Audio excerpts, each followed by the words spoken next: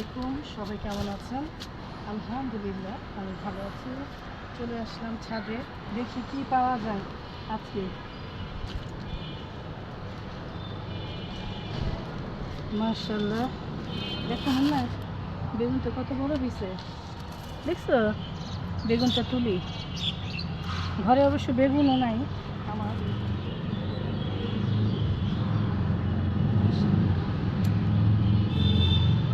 ও বাবা, এই জন্য তুলেছে।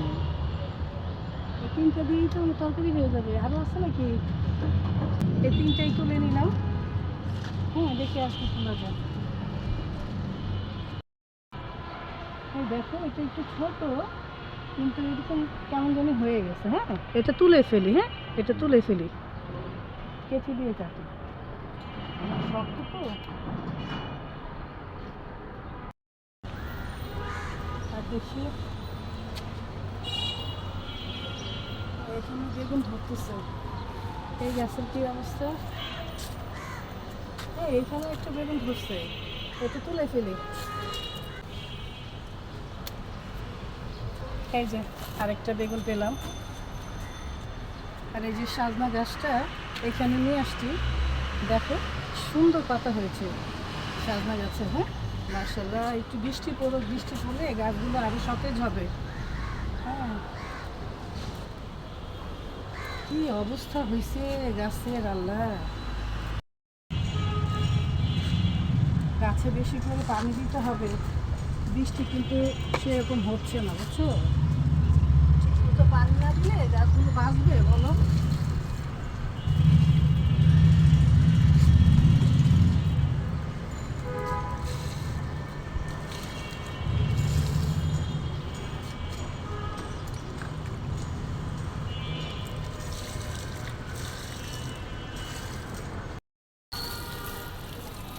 সবগুলো গাছ আজকে গোসল করিয়ে দেবে।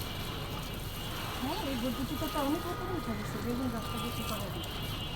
হ্যাঁ, ছাদে আসলে কিছু না কিছু ফলন তো পাওয়াই যায়। আজকে পেয়ে গেলাম বেগুন, আর এই বেগুন দিয়ে আজকে তরকারি রান্না করব। চলে এসেছি আমার রান্নাঘরে, মাছ ভেজে নিচ্ছি। ছাদ বাগানে বেগুন দিয়ে মাছটা রান্না করব।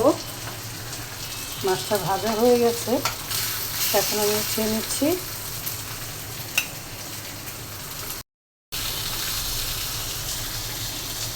মাছটা ভেজে নিলেই তরকারিটা আমার কাছে ভালো লাগে কাঁচা মাছের চেয়ে। নিজে ছিল তাই আমি ভেজেই নিলাম। সবগুলো মাছ ভাজা আমি উঠিয়ে নিয়েছি। ছাদ বাগানের বেগুন ভাজি করব। আমি পেঁয়াজটা বাগার দিয়ে নিয়েছি, দিয়ে দিচ্ছি ডিম।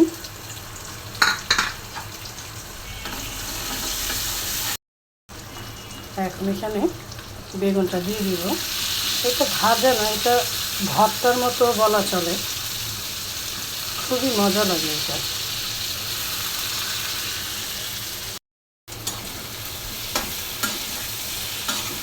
এখানে হলুদ, শুকনো মরিচ আর লবণ দিয়েছি। অল্প করে একটু পানি দিয়ে ঢেকে দেব যেন সিদ্ধ হয়। ঢেকে দিচ্ছি। তরকারি রান্নার জন্য মশলা দিয়ে দিলাম, এখন পানি দিয়ে দিচ্ছি। মশলাটা কষিয়ে নিলাম, এখন বেগুনটা দিয়ে দিচ্ছি।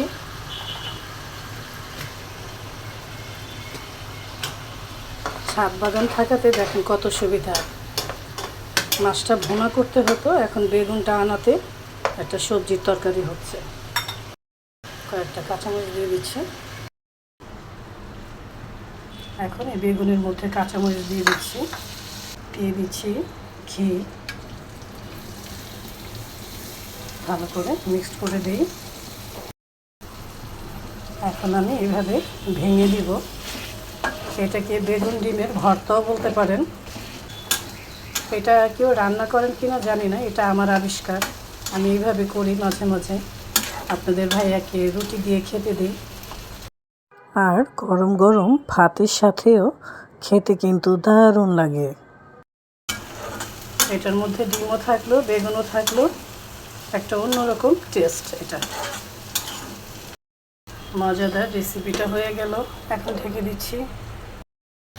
বেগুনটাও কষানো হয়ে গেছে। এখন মাছ ভাজাগুলো আমি দিয়ে দিচ্ছি। পানি দিয়ে দিচ্ছি।